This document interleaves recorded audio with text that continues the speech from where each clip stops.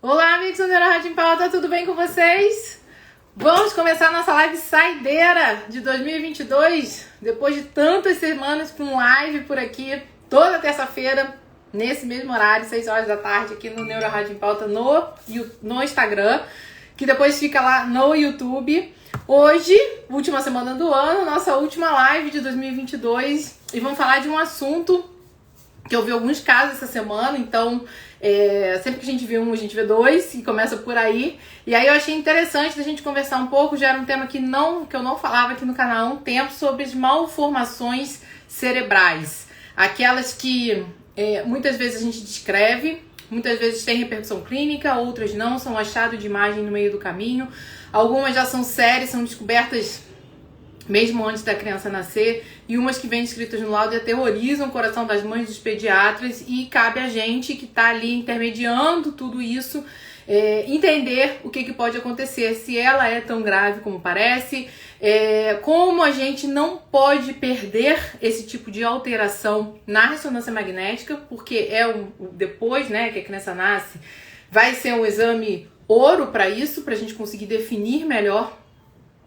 E mesmo quem não faz só neuroradiologia ou neuropediatria, vamos dizer assim, precisa entender o que está acontecendo, porque muitas vezes cai na nossa pilha. Muitas vezes o neurologista que está atendendo, ele vai ter que lidar com isso, até mesmo o pediatra da criança. Então é importante a gente saber o que a gente está vendo ali. E para quem está fazendo o exame, é importante saber o que não pode faltar, que é o nosso grande objetivo de hoje. Como você vai fazer uma ressonância magnética de excelência para garantir que você está dando o melhor diagnóstico possível. E a gente sabe que uma malformação é um pacotinho de surpresa. Você pode ter muita coisa, você pode ter nada. Então é super importante a gente ter a ciência de que uma coisa puxa a outra. E o que a gente tem que olhar a partir de uma hipótese que a gente faz de por que aquela malformação não está acontecendo. Então, entender se eu estou tendo um defeito de migração do neurônio, entender se eu tive realmente um defeito de formação lá muito inicial, nas primeiras semanas gestacionais, entender se ele migrou errado, entender se ele dividiu errado, e que tudo esse conjunto de achados podem estar... quais são todos os achados possíveis dentro de uma síndrome, vamos dizer assim, e que eu tô vendo, o que eu tô procurando ativamente. Então o objetivo de hoje é a gente fazer uma ressonância top para avaliação desses casos. Hoje eu vou fazer tudo que eu falo hoje aqui no Instagram, eu vou juntar com o pessoal do que eu falo lá na Câmara Secreta pros alunos do princípio de ressonância magnética. Então hoje nossa aula vai ser super completa, porque a gente vai tentar abordar o máximo que der dentro dessa quase uma hora que a gente vai passar aqui, live saideira mesmo de presente de Natal, com muito mais conteúdo do que já tem habitualmente, porque vai juntar o conteúdo do Instagram junto com o conteúdo que é exclusivo dos alunos lá do princípio de ressonância magnética. Anjo dando boa noite aqui, boa noite, seja bem-vindo, sempre um prazer ter o pessoal que participa sempre. Aluna dando boa noite também, falando lá da Bélgica, que eu sei que ela fala de lá, me mandou um livro para eu ler, um artigo que ela tá escrevendo para eu ler. Assim que eu conseguir um tempinho, eu juro que eu vou sair correndo agora. Pessoal dando boa noite. Denis, quanto tempo que eu não falo, que eu não vejo. Esse fim de ano tá corrido, tá difícil da gente conseguir conciliar Instagram, trabalho, consulta, teleconsulta, avaliação de imagem, tudo junto e misturado, mas... tá dando, vamos que vamos, estamos chegando na última. O Wellington dando boa noite para todo mundo, super obrigado por vocês estarem aqui. Denis, correria demais, pois é, né, Denis? A gente tenta fazer um pouquinho de tudo, mas tá corrido, tá confuso, tem pouca hora nas 24 horas. Lembrando que antes da gente começar, pessoal, já pode clicar aqui na setinha, ó, e mandar para os seus contatinhos. Então, quem tem aquele amigo pediatra que sempre fica na dúvida de como entender o que a imagem está mostrando ali na hora que pega um paciente com esse tipo de alteração, que faz pediatria ou neuropediatria, enfim, que está ali em contato com aquela criança que nasce com uma malformação. Às vezes com adolescente, com adulto, esse diagnóstico pode ser mais tardio, no momento que aparece uma crise convulsiva, um atraso de desenvolvimento escolar, do desempenho escolar, então pode aparecer mais na frente na vida da criança, quando ela não é tão grave, tão disruptiva, vamos dizer assim.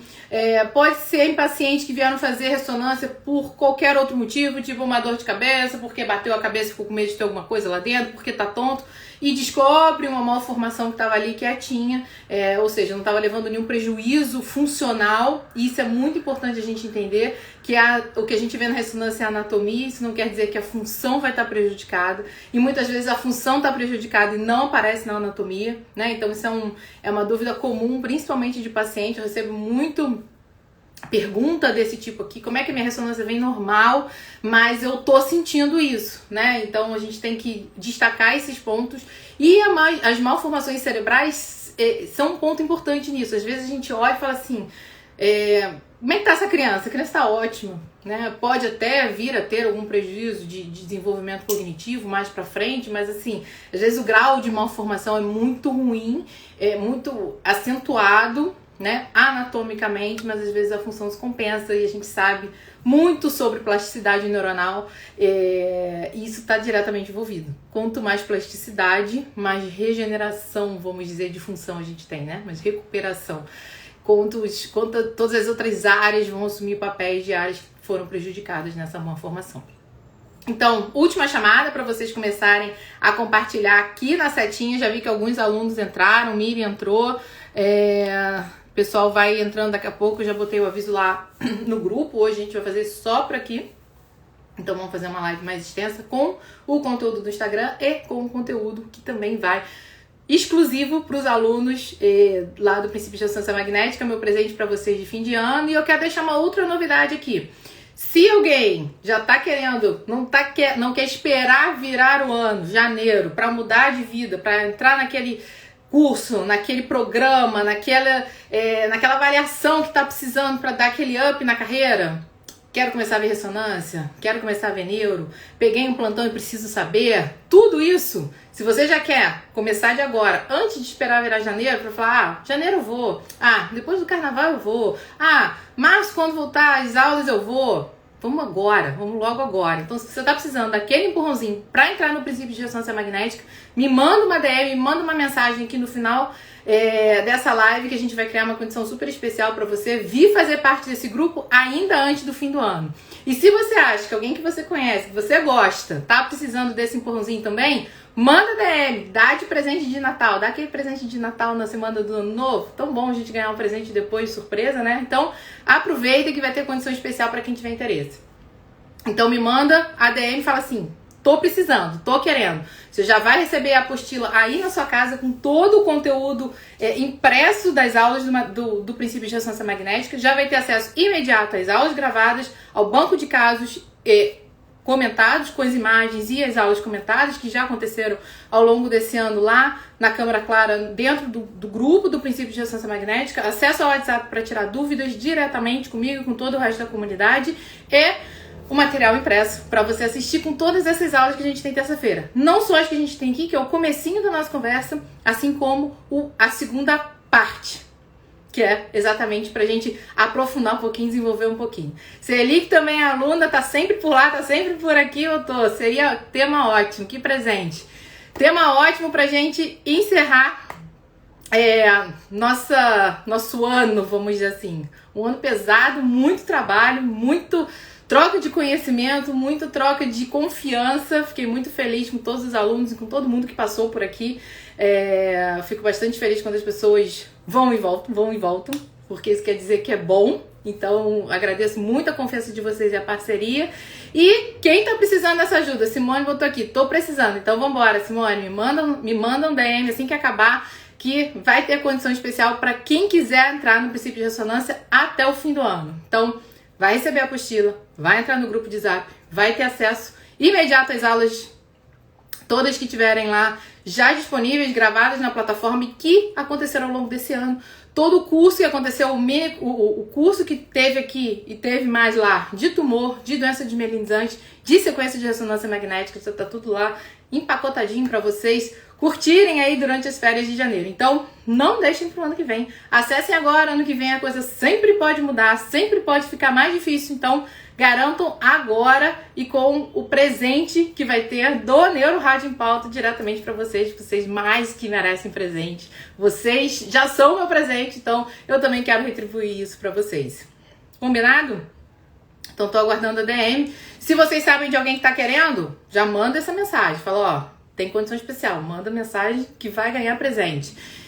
Vamos começar a falar um pouquinho dessas malformações cerebrais? Por que começou isso tudo? Quem estava acompanhando lá nos stories essa semana, eu botei um caso de malformação do corpo caloso.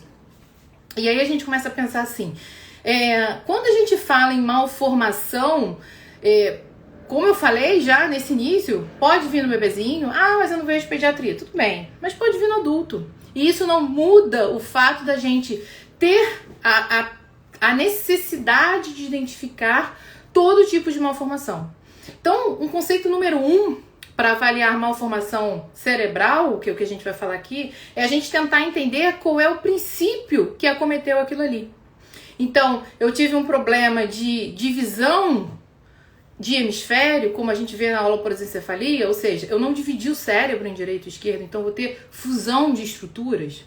Eu vou ter uma alteração obstrutiva, principalmente ali no fluxo licórico, a nível do aqueduto cerebral, que vai fazer com que o meu ventrículo dilate muito, eu tenho um ventrículo muito grande, por obstrução, e eu prejudique o desenvolvimento da substância cinzenta e substância branca. Será que o meu mecanismo de lesão, ou meu mecanismo de malformação, é a deficiência de migração neuronal? Ou seja, estava todo mundo ali periventricular, eles têm que migrar para o córtex ao longo da formação do cérebro. E eles não migraram, pararam no meio do caminho. Então, à medida que a gente vê as alterações, a gente tem que tentar identificar o que aconteceu. Isso é essencial para a gente entender o que eu estou vendo. Então, como tudo que acontece aqui no Neuro Rádio em Pauta, não adianta a gente olhar e falar assim, holoprosencefalia, dificuldade de divisão, né? Tive um problema na divisão cerebral. Então, peraí, nessa eu vou ver isso. Aí vem aquela lista que tá lá escrita no Radiopedia. Aí, na outra, se é alobar, semilobar, eu vejo isso. Aqui eu vejo isso. Aqui eu vejo isso. E quando o conjunto não vem completo? Eu preciso entender o que eu tô vendo de mecanismo que levou àquela alteração. Porque aí eu já sei o que eu vou procurar. Se eu tô frente, como nas holoprosencefalias, vamos botar assim no plural, um pacote de malformação desse jeito, se eu não dividir o cérebro ao meio, eu vou ter defeitos de linha média. E aí eu posso pensar em tudo que tá na linha média. Então eu vou ter problema da separação dos olhos, e você pode ter o cíclope, que é uma das manifestações mais graves. Eu vou ter os problemas de fenda labial, de formação do nariz. Eu posso ter na face, né? Dentro do cérebro, eu vou ter tudo que é linha média perturbada. Então, se a gente sabe que o cérebro é dividido e a gente tem as fibras intercomissurais que cruzam essa fibra, ela provavelmente vai se formar depois que eu dividir. Então, a gente fala em distúrbio de corpo caloso na 12ª semana de gestação, a gente fala de 8 a 12 semanas de gestação, a gente fala de separação cerebral na 5ª semana, 6ª semana de gestação, mais precoce. Então, se eu não separo, não faz sentido eu ter fibra que cruze, porque ela se forma depois. Então, quando a gente fala numa holoprosencefalia alobar, por exemplo, que é muito grave, a gente vai pensar que está tudo fusionado no centro do cérebro. E aí fica mais fácil de eu entender se eu entendo que ele separa de trás para frente. Do mesmo jeito que a gente está avaliando uma criança e a gente tem que lembrar sempre do padrão de mielinização e saber os principais marcos, não tem jeito, tem que saber, mas saber a regra geral, posterior para anterior, crânio caudal, ao contrário, de baixo para cima, da onde ela está indo, para onde ela está indo. Tudo isso vai fazer com que a gente entenda em que momento eu parei. Do mesmo jeito, são os mecanismos das possíveis malformações. Então, se eu fiz uma formação por defeito de fusão, por fusão cerebral, por defeito dessa bifurcação que deveria ter acontecido, eu vou ver as estruturas aderidas. Então, eu vou ter um tálamo colado um no outro. Eu vou ter ventrículo se comunicando, ventrículo único. Eu posso ter o córtex se comunicando, as interdigitações. Eu posso ter ausência das estruturas de linha média. Quem está na linha média do cérebro? Célula túrcica, haste, septo pelúcido, foice interhemisférica. Então são estruturas que podem estar prejudicadas porque eu não consegui separar uma banda cerebral da outra, um hemisfério cerebral do outro. E aí fica mais fácil da gente ativamente, num exame desse, procurar essas estruturas de linha média. E a gente pode chegar até numa subdivisão menos grave e talvez mais comum de ser visto, porque é menos grave, as pessoas sobrevivem mais e com uma qualidade de vida relativamente melhor, a displasia septo-óptica, onde eu tenho alteração da formação do quiasma, onde eu posso ter alteração visual congênita. E aí, quando você olha dentro da cabeça, essas estruturas todas da linha média têm defeito de formação. Septo pelúcido, foice, haste hipofisário, é aquela hipófise, aquela neurohipófise que está lá em cima. E aí você consegue entender toda a síndrome clínica que o paciente pode ter por disfunção de determinadas estruturas, principalmente quando a gente envolve a hipófise e as funções relacionadas hormonais. Então, como tudo que a gente fala aqui, para as malformações cerebrais, é também necessário entender que um mecanismo aconteceu. Então, só para ilustrar aqui o tipo de malformação que a gente pode ver, uma malformação nesse sentido, que é uma aloprosencefalia desse tipo, aí a lobara, mais simples, vamos dizer assim, a que daria menos complicação. O que a gente está vendo? Uma fusão aí da região frontal. Por que região frontal e não posterior? Porque a fusão cerebral, ela começa de trás para frente. E aí o que a gente está vendo no plano sagital? O corpo caloso formou, mas não formou na frente. Por que ele não formou na frente? Ele não formou na frente porque na frente está colado um no outro. Ele veio dividindo e parou de dividir aqui. Aqui ficou junto. Nas holoprosencefalias mais graves, a gente pode ter a fusão do tálamo. Um ventrículo único, uma dilatação posterior grande, porque é o ventrículo grande posterior ali ao tálamo, único. E aí, é aquela TC que você olha e só vê líquido. Você fala assim, nossa, foi uma isquemia intrauterina. E aí não desenvolveu. É uma obstrução do aqueduto cerebral. E aí você vai buscar essas estruturas para ver como é que aquele ventrículo está dilatado, para ver se tem um capinha de córtex, que às vezes é o que a gente literalmente procura, uma capinha de córtex ali em volta daquela bolsa licórica, para ver se aquilo ali é ventrículo ou se aquilo ali é um cérebro que dividiu, que formou, mas que na verdade ele dilatou tanto o ventrículo que eu amassei a substância branca e o córtex que estavam ali em volta. Então a gente vai buscando essas estruturas para fazer conexão na nossa cabeça com o mecanismo que aconteceu. E aí, por exemplo, aqui a gente está vendo a fusão anterior. E aí você vê que o corpo caloso ele forma lá atrás. Mas isso vai ser totalmente diferente, por exemplo, se eu pensar numa malformação do corpo caloso. Como essa aqui, que apareceu nos stories essa semana. O que a gente está vendo aqui? Totalmente diferente. O corpo caloso na frente formou, mas atrás não. E aí o que eu tenho que pensar? Ué, será que então é um problema só do corpo caloso? Pode ser. Problemas do corpo caloso podem estar associados a inúmeras alterações genéticas, outras malformações. E ela pode ser primária, só ele mesmo está lesado. Ou secundária a todas essas alterações que vêm a galope junto com ela. Pode estar presente, por exemplo, no Chiari tipo 2, que não necessariamente tem a ver com o corpo caloso, mas pode estar lá associado uma hipoplasia, uma digenesia do corpo caloso. E por que o corpo caloso aqui está na frente e no outro caso estava atrás? Quando é que a gente tem que pensar que a lesão do corpo caloso está acontecendo? Então a gente falou do primeiro mecanismo da holoprosencefalia, que é uma dificuldade de divisão do cérebro em direito e esquerdo.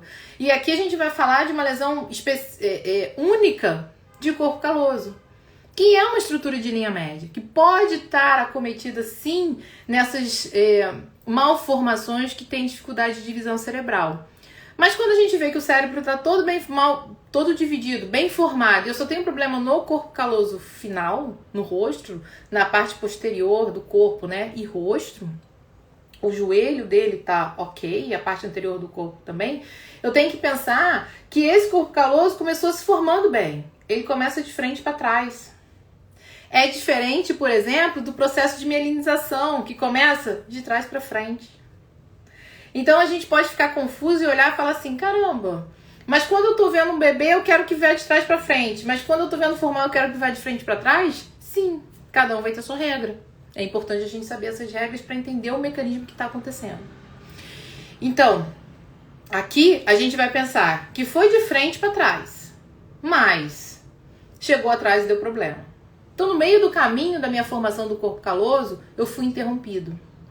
Quando isso acontece, a gente pode pensar num processo de digenesia primária.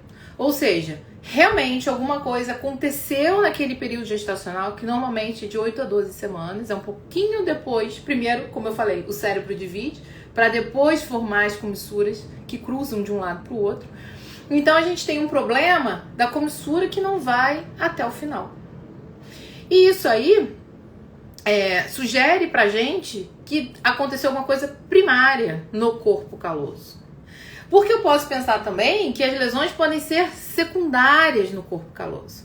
E lesões secundárias do corpo caloso vão acometer o corpo caloso ou como um todo, ou na porção anterior, que é uma porção que a gente pensa, ela tem que se formar primeiro para chegar no final. Mas se eu tô vendo o final bom e o começo ruim, alguma coisa depois dela estar formada acometeu aquela região. A exceção para isso vai ser o que a gente acabou de ver, que é a holoprosencefalia. Porque ele divide de trás para frente e se na frente não divide, na frente não forma o corpo caloso. Então viram como é interessante a gente entender o mecanismo fisiopatológico real que está acontecendo ali para conseguir captar que talvez não seja exatamente o que eu estava pensando? E entender por que uma hora eu posso ter na frente e atrás, quais os outros comemorativos que eu tenho que buscar de defeitos de linha média, por exemplo. Quando a gente pensa em defeitos de migração neuronal, essas são alterações mais clássicas, mais comuns da gente ver por aí, como as heterotopias. O que é a heterotopia? É um pedaço de substância cinzenta onde não tem que existir. Então, se a gente olhar esse corte coronal em T1, a gente está vendo cinza, igualzinho o córtex, um cinza mais escuro, do lado do ventrículo. Não é para estar aí. Aí não é corpo de caudado, não tem substância cinzenta nessa região. Isso é um neurônio ali dessa região que deveria migrar para o córtex e não migrou. Isso ajuda a entender por que eu posso ter a heterotopia nodular, um foquinho de neurônio que fica ali perto do ventrículo. Eu posso entender por que isso pode fazer uma banda, eles vão todos juntos, mas não chegam no córtex. Então eu vou ter uma banda de dificuldade de dificuldade de progressão realmente. E aí a gente faz o que a gente chama de heterotopia em banda. Ou essa heterotopia nodular periventricular. A gente pode ter áreas que você vai ter a comunicação, a linha de comunicação, o caminho que aparece ali no meio, que é o que a gente chama, o nome, né, mais clássico de displasia de Taylor, onde você pode ter uma área de espessamento cortical com aquela comunicação que sai da região periventricular, que é da onde os neurônios migram durante o processo durante a fase gestacional, o processo de amadurecimento do sistema nervoso central. Então, entendendo da onde ele vai, para onde ele vai, você consegue ver o que pode acontecer nesse meio do caminho. E o que o paciente pode ter? Crise convulsiva, área de espessamento cortical. Vai ter defeito de linha média? Em geral, não.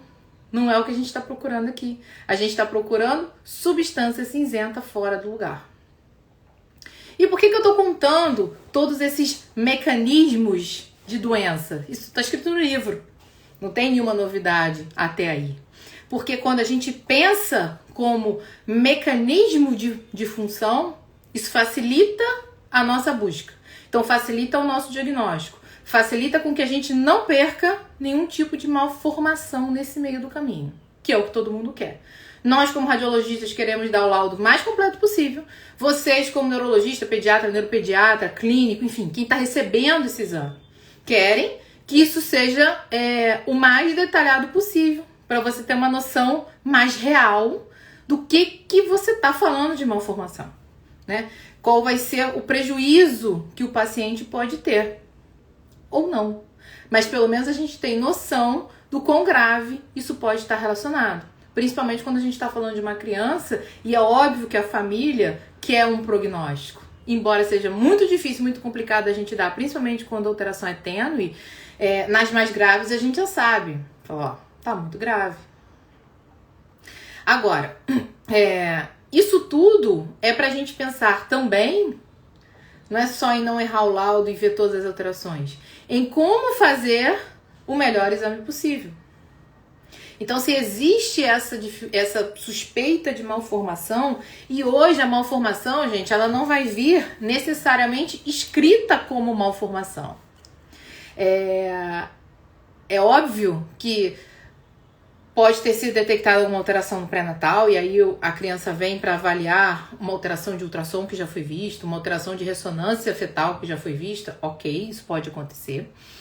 Mas muitas vezes vai vir como dificuldade de aprendizado, muitas vezes vai vir como suspeita de autismo, e aí a gente confunde uma alteração de comportamento e isso gera muita confusão para o público leigo, do autismo ter relação com malformação, quando na verdade o autismo vai ser investigado por ressonância para a gente exatamente afastar que existe alguma outra malformação que esteja justificando um quadro clínico que pode ser parecido, alguns comportamentos que podem se intercalar ali no meio do caminho.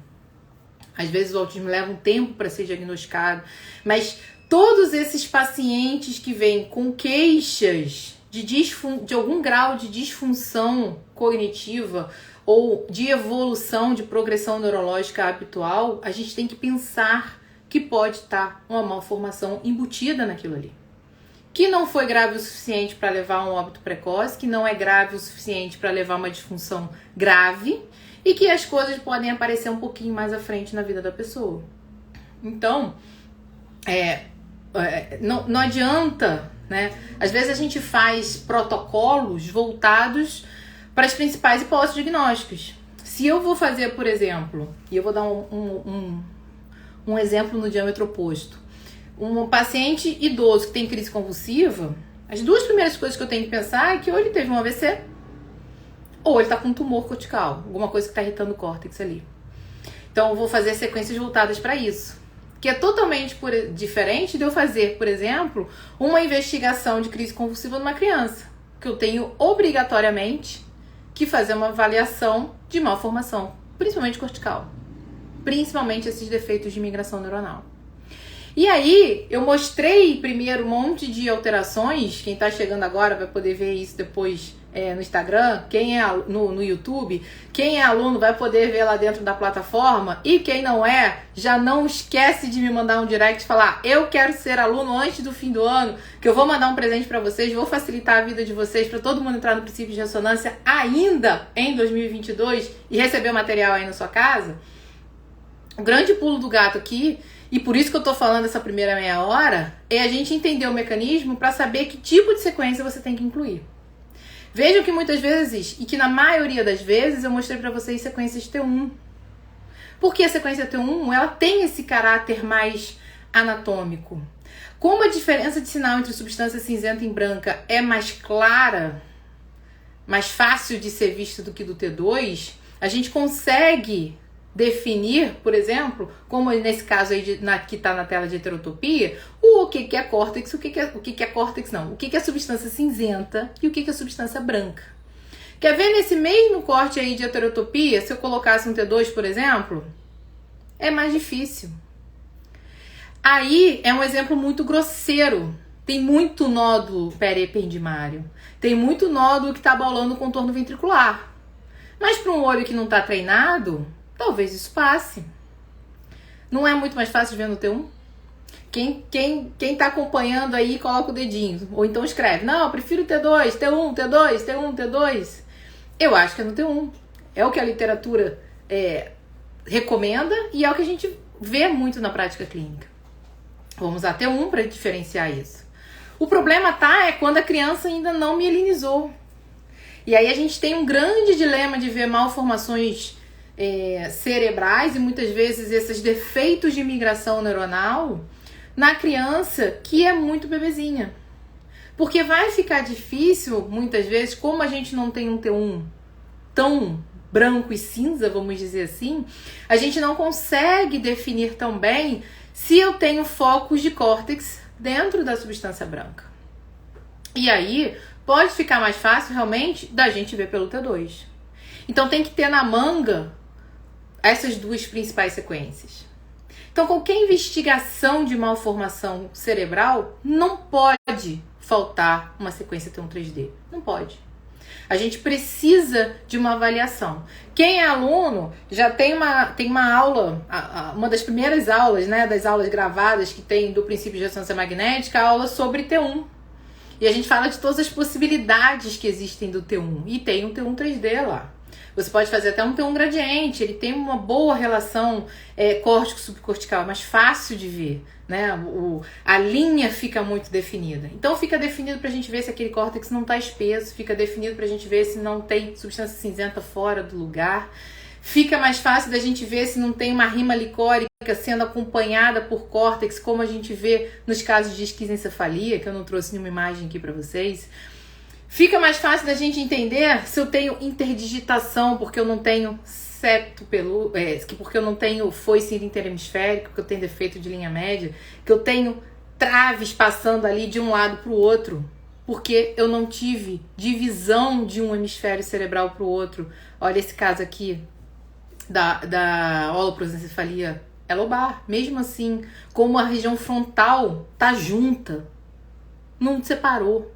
Tá tudo junto. Olha como o cérebro aqui tem córtex, tem subcortical aqui, giros aqui, misturados com giros aqui, ó. Isso que é a interdigitação. Não tem a foice. O ventrículo aí não tá nem dando pra ver, mas também não vai ter septo pelúcido. Defeitos de linha média. E como você faz uma sequência 3D, você tem a capacidade de reconstruir da maneira que você quiser. Então você tem 120 imagens, muitas vezes com menos de 1 milímetro, sem intervalo, e a gente consegue ter uma varredura plena disso aí. Pode adquirir no plano sagital, virar pro axial, virar pro coronal, e você vai ter, com certeza, toda a ferramenta que você precisa para avaliar. Mas vai ser muito bom, principalmente se a criança já tiver 1 ano.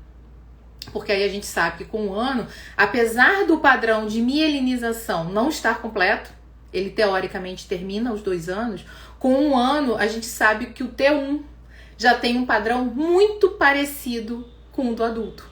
Ele já vai estar branquinho na substância branca e cinza na substância cinzenta. Exatamente como a gente fala.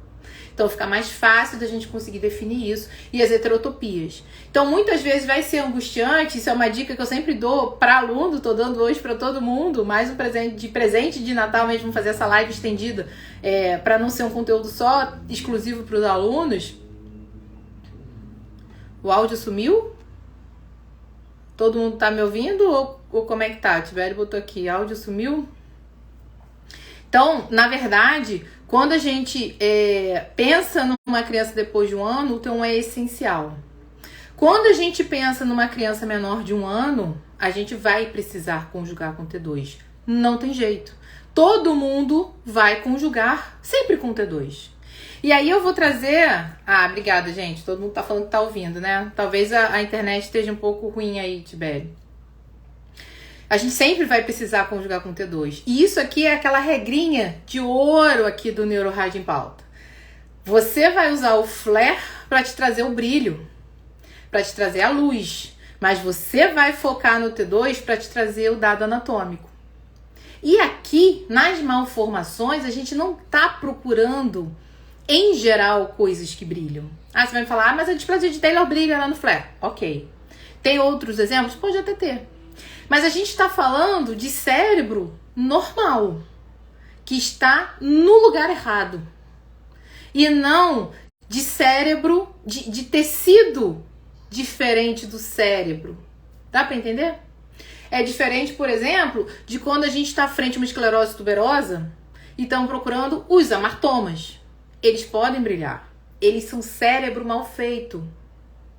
Agora, quando a gente está olhando para uma heterotopia, que a gente sabe que é neurônio, que tinha que estar no córtex, corpo neuronal, mas está no lugar errado, ele não vai brilhar no flare ou no T2. Ele vai ter a mesma intensidade de sinal. Então, essas malformações, elas vão estar muito baseadas numa avaliação muito boa de T1, porque ele traz essa sequência mais específica, e numa confirmação no T2. E o T2 pode te ajudar mais, principalmente quando a criança for menor de um ano, porque o T1 ainda não te dá toda essa informação. Agora, é angustiante pensar que eu tô com uma criança de menos de um ano que eu acho que tem uma heterotopia aqui, mas eu não tô conseguindo definir. Pode ser que não dê para definir? Pode. E a gente, infelizmente, vai ter que escrever, olha, nesse momento ainda não consigo. Principalmente se você não é radiologista pediátrico. Eu não sou. Muitas vezes a gente olha, tá vendo que tem uma alteração, mas para você mapear melhor isso, ela vai ter que voltar depois. Desde que também não haja um problema de mielinização junto. Que aí é outra aula, outro momento, outra avaliação. Nesse momento a gente está só falando do que não formou o que deveria ter formado. Então, uma sequência T1 3D perfeita, de polo a polo, pode ser uma sequência gradiente, é a que vai te dar a melhor relação de contraste. Hoje eu tenho usado muito T1 3D da Spin Echo, por exemplo, pós-contraste. Por quê? Porque a gente vê o contraste melhor, a gente vê áreas de captação melhor do que no gradiente. A gente tem mais sensibilidade com o Spin Echo. As máquinas mais novas hoje oferecem ter um Spin Echo 3D para você fazer. Só que a gente, no GE chama de Cube, na Siemens eles falam mesmo do Spin Echo, enfim. Quando você procura lá na descrição da sequência, você vai ter isso. O problema é que a gente não está em busca de contraste. Isso não é um tecido que vai realçar. Então, contraste, por exemplo, nesse exame, não é essencial. Se a mãe não quer injetar, tudo bem. Ninguém vai perder o diagnóstico por isso. É muito mais importante a gente garantir, por exemplo, que vai ser uma boa anestesia. Para a criança ficar bem paradinha. Para eu conseguir fazer uma sequência de 5 a 6 minutos com ótima definição. É disso que eu preciso. Porque eu vou conseguir reformatar em todos os planos. E o T2? Dá pra gente fazer T2 3D? Tem máquina que fica bom. Tem máquina que fica ruim. Eu, Fernanda, prefiro garantir um T2 axial fino. Sempre eu vou falar isso. Todos os vídeos eu acho que eu falo isso. Gente, tá na dúvida? Faz um T2 axial fino. Quantas vezes ao longo desse ano vocês já não ouviram falar isso? Inclusive, essa semana eu vou botar um post lá e eu queria que todo mundo comentasse. Qual a frase que você mais ouviu eu falar aqui dentro do Neurorádio em Pauta esse ano? E eu acredito que o T2 vai vir, porque é uma das sequências que eu tô sempre falando. Tá na dúvida, não tá sabendo o que fazer, não tá sabendo como diagnosticar, quer estudar, quer fazer um exame direito, quer estudar pra ver o que vai dar? Garante um T2zinho fino ali. Pode ser axial, normalmente é o que a gente faz. Quer fazer um coronal também faz. Tem máquina que faz T2 3D bom. Em geral, é uma sequência que eu não gosto muito. Eu acho que a gente perde, apesar de ser 3D, a gente perde um pouco da definição do 2D. Então, o 2D mais fino que você conseguir, ainda, a meu ver, te oferece mais informação anatômica do que o T2 3D. Muitas vezes o T2 3D ele fica com uma característica STIR, então ele apaga muito, fica tudo muito preto, um cinza muito escuro. E lembra, a gente não tá procurando lesão que brilha. A gente está procurando lesão que tem intensidade de sinal semelhante ao parênquima normal.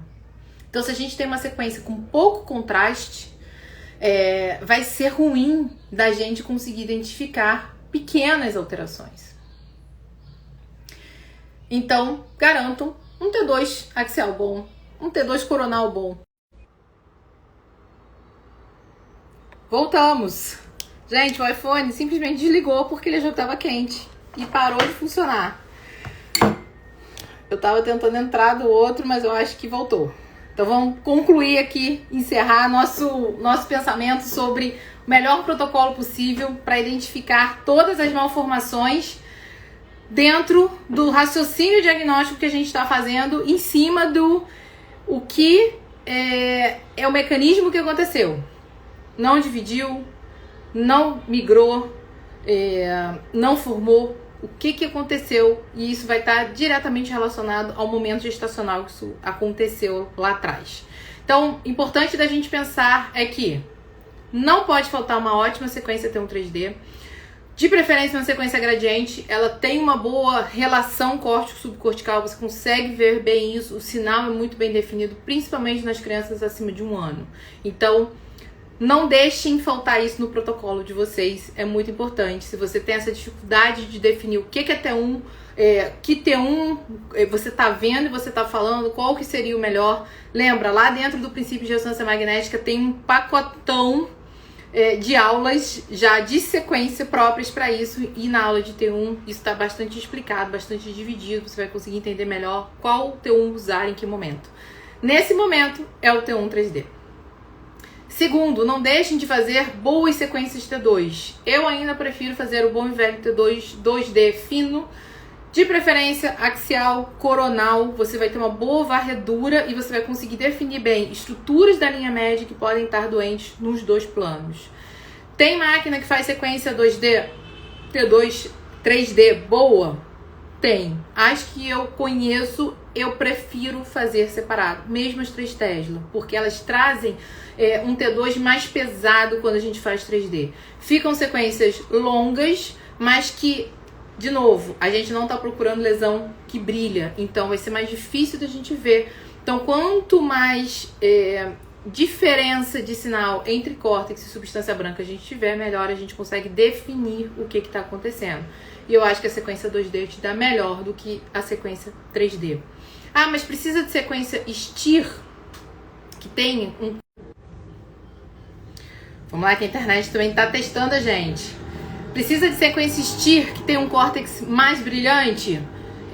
Em geral, não. Mas se a gente quer ver, né, alterações específicas de córtex, alterações específicas às vezes de hipocampo, é uma sequência que eu gosto bastante de usar o STIR, lesões periventriculares, pode te ajudar. De novo, o STIR 3D eu acho que perde um pouco de qualidade em relação ao 2D, então 2D fininho, principalmente para o STIR, acho que resolve melhor. Não precisa fazer contraste, a gente está procurando cérebro normal, que apenas não se formou da forma adequada. A gente não está procurando lesões que vão ter alterações de permeabilidade, de perfusão, de difusão. Ah, mas então não faz difusão? Difusão é uma sequência que leva 1 minuto. Em geral, a gente vai fazer. Até para você excluir outros processos que estejam acontecendo. Por exemplo, num bebê muito novinho, será que teve uma isquemia associada? Eu estou vendo isso aqui mal formado. Estou achando que é malformação e é isquemia? Isso pode acontecer. Principalmente porque a gente ainda não tem um T1 e ainda não tem um T2 com um padrão de mielinização normal. Quanto mais jovem, mais difícil vai ser a gente fazer esse diagnóstico. Então, tirem essa dor no coração de muitas vezes não conseguir, no bebê de 1 mês, definir o que está acontecendo. E eu estou falando como neuroradiologista, não como especialista pediátrico, porque quanto mais você vê, mais capacidade de definir você tem.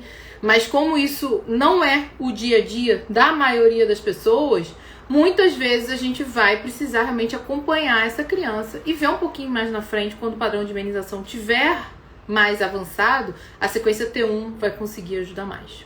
Então, não deixem de fazer esse protocolo da maneira completinha, mais correta possível. É simples, mas tem que estar bem feito, criança bem parada, cérebro, como eu falo, de pele a pele, para não perder nada do que está acontecendo lá dentro. E tentar entender qual o mecanismo aconteceu para buscar efetivamente alterações que você tem que procurar. Se der, na hora que você estiver fazendo o exame, olha para a carinha da criança. Ela pode ter alguma malformação na fase que vai te ajudar a entender o mecanismo que está acontecendo lá dentro do cérebro, porque tudo vai fazer parte do mesmo grupo em todas essas fases durante o período gestacional. Então, queria agradecer a vocês por terem ficado aqui, mesmo com essas intercorrências aí de telefone, quente e internet.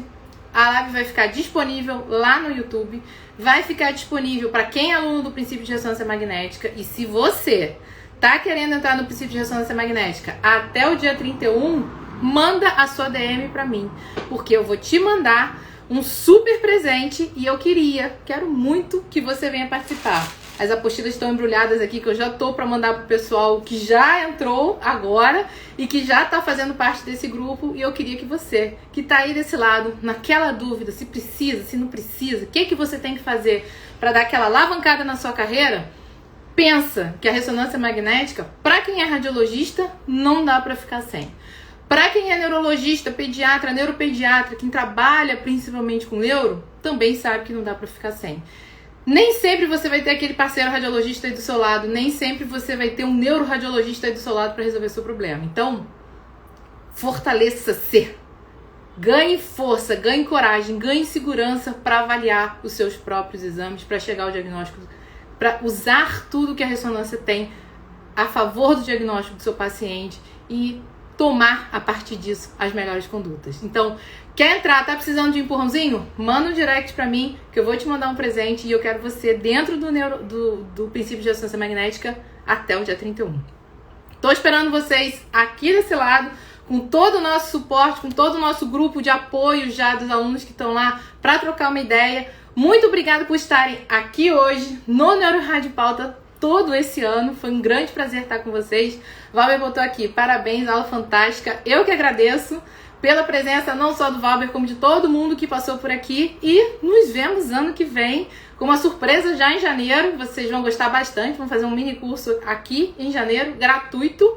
Inclusive para quem não é aluno, mas para quem é aluno vai ser muito melhor. Então eu sugiro que vocês entrem até o dia 31 com essa condição especial que eu vou dar só até o dia 31. Vem que eu tô te esperando desse lado. Beijo e até a próxima.